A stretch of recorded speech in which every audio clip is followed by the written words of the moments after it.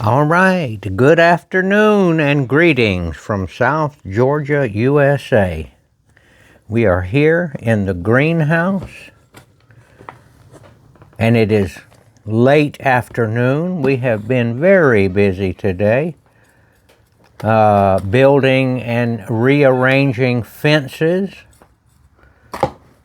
so that the timber crew that is harvesting our torn up forest from Hurricane Helene has finally made it around to us, and they are out there cutting the forest down that has been blown down, and we have had to rearrange some fences because we don't want the animals to get out, and so that's what we've been doing today. We did make a video this morning talking about Jesus Christ, the Savior of the world, and I did try to do my very best to explain what it means to believe in Jesus and what are the benefits of believing in Jesus. And I worked at it this morning. I made the longest video that I've ever made, 52 minutes. And that video is uploaded to the World Wide Web. And today we received in the mail, or by UPS, our second order of the Bellet Grow Bags. There they are right here. Our first order was 100 pieces, and we have already used them up. So we have used these to root approximately 100 fig, mulberry, and a few olive trees. Some of them are doing very well.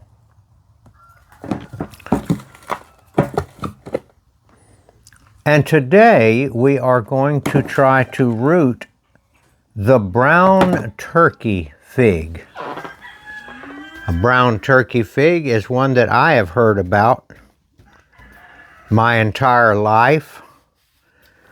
We were told that my grandmother's fig tree she had several fig trees, was a brown turkey. And I actually have some trees now that I did root from those years ago, and I still have them. But I found a brown turkey at Tractor Supply. And every time I go by Lowe's or Tractor Supply or wherever they sell trees, I look real hard to see if they've gotten any new ones in. And I went over and looked, and sure enough, they had 3 Celeste and 1 brown turkey. And I got the brown turkey. It had 2 nice long shoots on it. And I knew that I could root probably 8 to 12, 8 to 16, 8 to 12 maybe, off of the shoots. Here's one of them, and the other one I've already cut off. And then there's a small one here. And it doesn't hurt them at all to cut them off. That's fine. It'll come right back out right here, and it will do fine. So I'm using these Bellet Grow Bags, but I'm going to tell you about this brown turkey just a little bit. The brown turkey fig is, on this tag, it's called Higo, H-I-G-O, brown turkey. And the best I could figure, Higo means fig. And its scientific name is Ficus, F-I-C-U-S, Ficus carica brown turkey. It says it has sweet, firm flesh and tolerant to warmer climates, excellent eaten fresh, and it is apparently able to It is somewhat cold hardy. And the tree is a hardy tree also. It is also called the Texas everbearing tree. Apparently is another name for the brown turkey. And who knows where it originally came from, and who knows if this is still the original one. But, you know, the nursery people have done pretty good work at trying to keep these different cultivars true to their genetics. And since figs are propagated mostly by cuttings, they are exact clones because you take the tree, you stick it in the ground or the pot, and it comes out. So here we are, rooting the Ficus corica Higo brown turkey. Had to pay right about, I think, $39 for this tree. $39.99. I don't know if they let me have tax off because I'm a farm or not. I wasn't up there when it was paid for, but these days $40 is about the going price for a tree. You know, that's the way it is. And we're not going to gripe about any of that stuff. We are so tickled to be here in this 5th day of February 2025, and to be alive and to be able to fix fences, root figs, take care of our animals, and to declare the name of Jesus Christ before men. We are so happy that we can do those things. And so I also got some scion wood today in the mail from a company called Fruitwood Nursery. And they are in Orleans, Orleana. Sorry, I don't have my glasses on. Orleana, Orleans, like New Orleans. Orleans, California. Don't know where it is. Don't know if it's in the southern, middle, or northern part. And I got, it's called Fruitwood Nursery. It is apparently a professional kind of a company. It's a real company. You can tell because they have, they've got labels that they put on these. It's a, not to throw off on people that are selling cuttings that are just people from their yard. Those are good too. But this is a company this is the first company I've dealt with that has, it sounds like a pretty big outfit. And they had a lot of different persimmon cuttings. And I ordered chocolate persimmon. I ordered coffee cake persimmon, scion wood. I ordered Izu persimmon scion wood. And I ordered Maru, M-A-R-U, California, C-A, strain persimmon scion wood. And I ordered Tamopan persimmon scion wood. And I thought that these would be compatible and be good for growing here and add to my collection of persimmons. Very happy to get that. And I want to say and give a shout out to Karina Cohen and Mark Roby. Fruitwood Nursery, and they say thank you, and I say thank you to you guys out there in California. Very professional, and the fruit and the wood came in good shape. It was I'll show it to you real quick. Let me just pause right here and I'll show you what this looks like. Okay, this is what it looks like here. And see, they've got these kind of professional labels, coffee cake, persimmon, scion wood. And it was a little damp, which is good. It had a paper towel in there. And I did lay it out to let it kind of dry a little bit before I put it back in the refrigerator. Now these right here are big enough that I can get, these are 4. These were $5 a stick. $5 for a stick. And I can get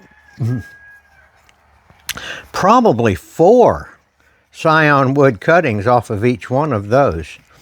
So we're talking potentially 20 trees out of that one stick right there. All right, there it is right there. Let me get back to the Higo Fiscus corica, I think.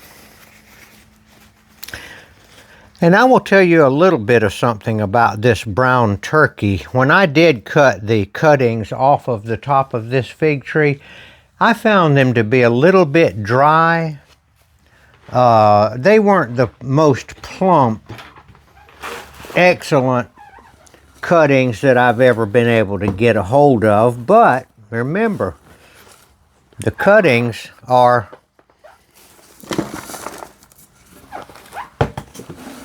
free trees, so I'm using them.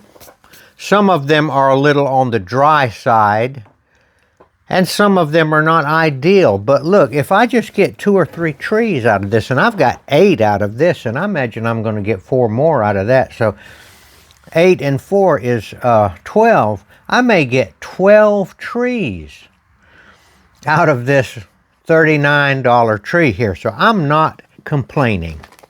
So I am filling up these Bellick grow bags, and I did want to address this.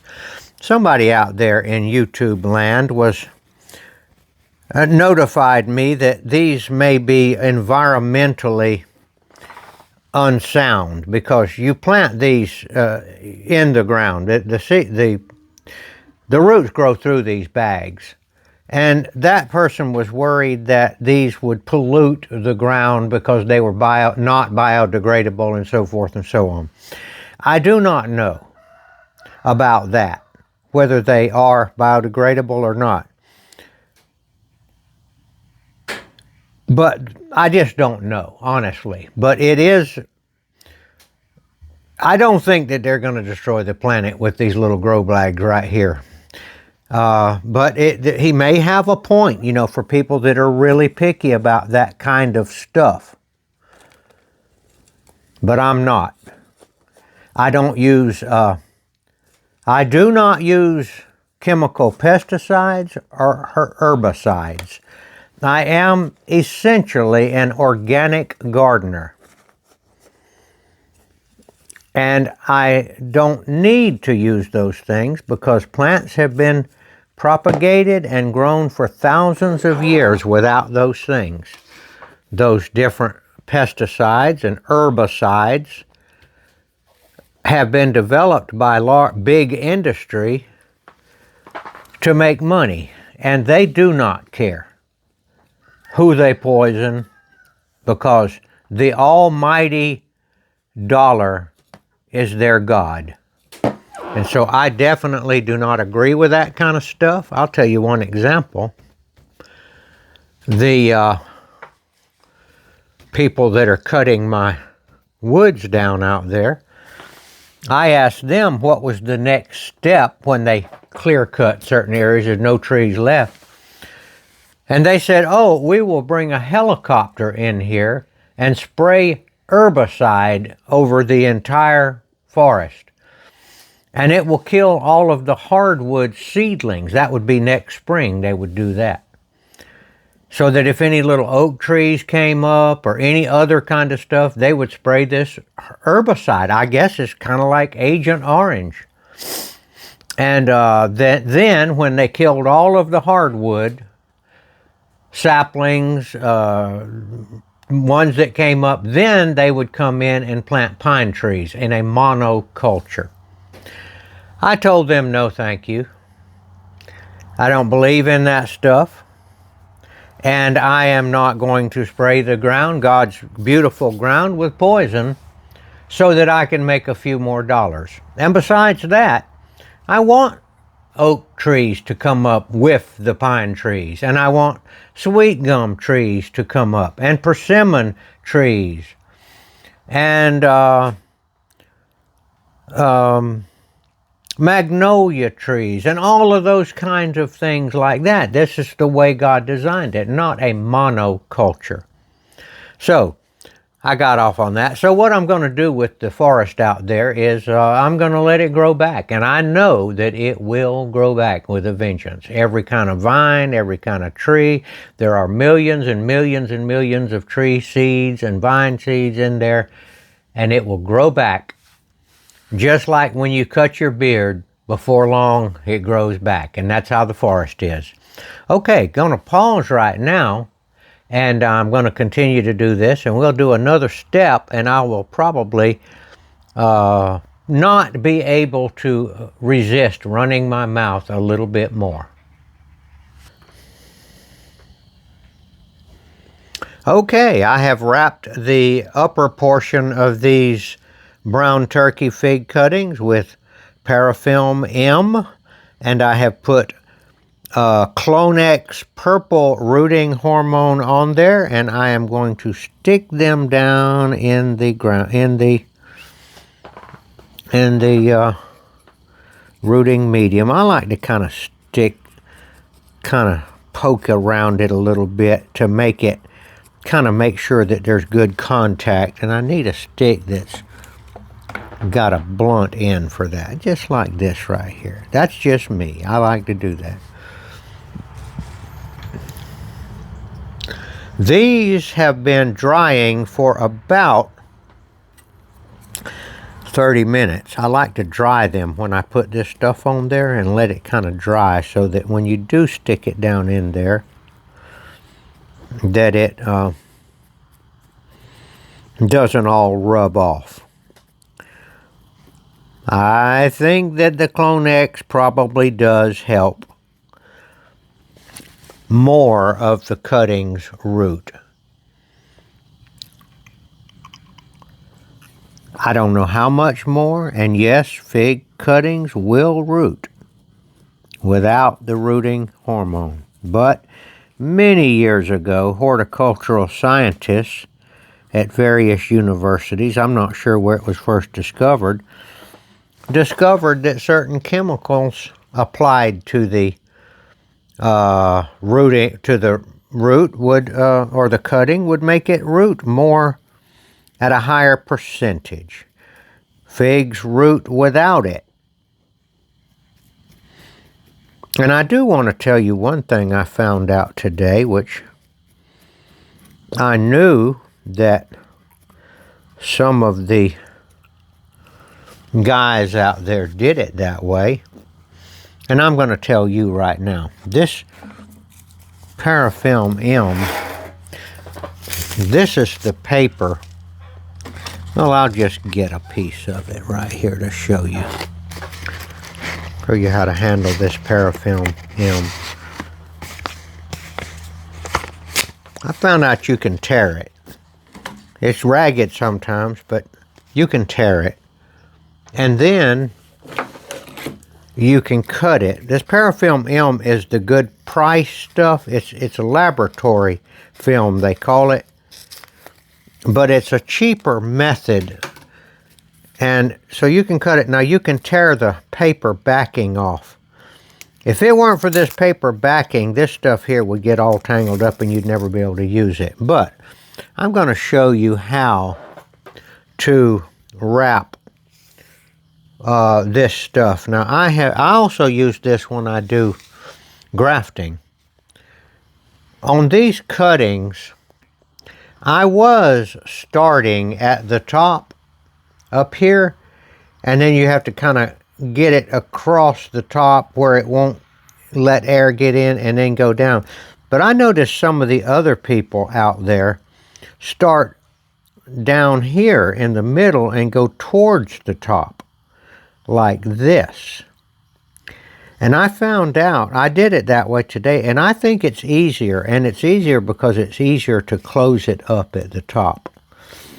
So if you've been doing it from the top down, you might want to try from just above the last node that will be under the ground, which would be that one. Start there and go up. Now they say do not put but one layer on the node that you expect to bud out. That means, and stretch it so that it'll be thin like that, and just put one layer. Okay, little tip about the Parafilm M. All right, back to the drawing board. And as usual, I have dropped my stick, but that's okay. I'll get another one. Here it is right here. And I do like to make a little hole. Stick it down to so that the node that will be under the ground. I like to, if you've only got 3 nodes, they say it's ideal for have 2 nodes below the ground and 2 nodes above the ground. But a lot of times these nodes are too far apart to do that, or your thing will be way up here. A lot of times I can only get 3 nodes. And I prefer to put 2 of them below the ground and only 1 above. And my reasoning is this.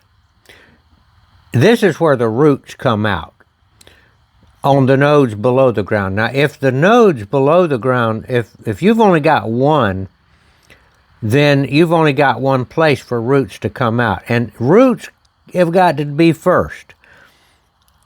So that's my reasoning. If I've got just 3 nodes on a piece of wood, I will put 2 nodes below the ground and leave 1 node above the ground. That's my reasoning. And if anybody out there even cares to make a comment about that, I will listen and see what kind of opinion you have about it. I have been successful this way. And one reason I don't use those big grow pots that are about 9 inches tall is it's hard to work with them, in my opinion. I prefer the smaller sizes, like this size right here. And then I can up pot them when they establish leaves and roots.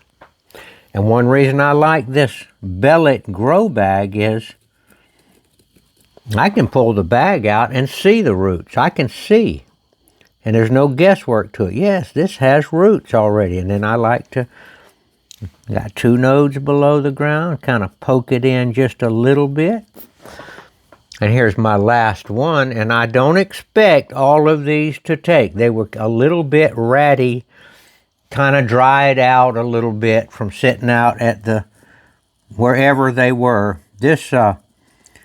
The nursery that grew this, by the way, I did look at the tag, and I'll tell you, and it is one of the well-known growing areas for fruit trees and many different plants, and that is in McMinnville, Tennessee. McMinnville, Tennessee, and around in there. And I'll tell you where this one was from. It is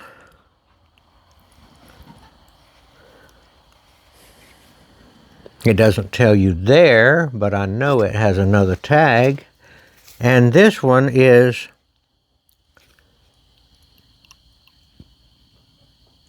doggone it, I don't have a flashlight. It is Pine, and it may not be exactly what I'm saying because I can barely see it. Pine something nursery.com, grown by something nursery in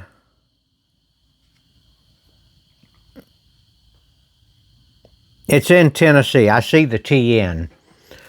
So this is one of the largest fruit tree and plant growing areas in the United States, is in that area of Tennessee. So that's not unusual at all. And they grow millions of plants that they sell to nurseries, and apparently they're big enough that Tractor Supply has bought fig trees from them. Okay, now I'm going to label my tote and date it so that I'm going to do one more thing. I do like to do this right here. This is one more little thing that I do, and that is I like to wet very lightly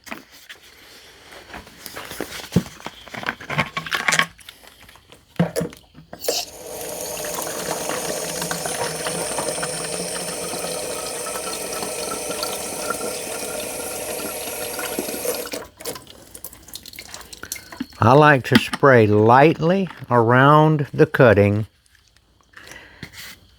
and it gives me the idea that it's helping get the soil nice around it. And I will go 2, 3, 4, 5, 6 on each one of them. And I believe that that makes me feel like that it's ready. And I will take this into the house, to the grow room, where the light is excluded. Just a little bit of indirect sunlight gets in there, and it is a constant 68 to 75 degrees in that room. And we are ready, other than putting the labels. So that is what I'm doing here. I will update you on this stuff. I've got lots of stuff that I made videos on, and I have not updated it, and I will do it soon. And thank you for watching, and thank you for allowing me to use some of your time to tell you some things that I think are important. So we'll see you, God willing, in the next video.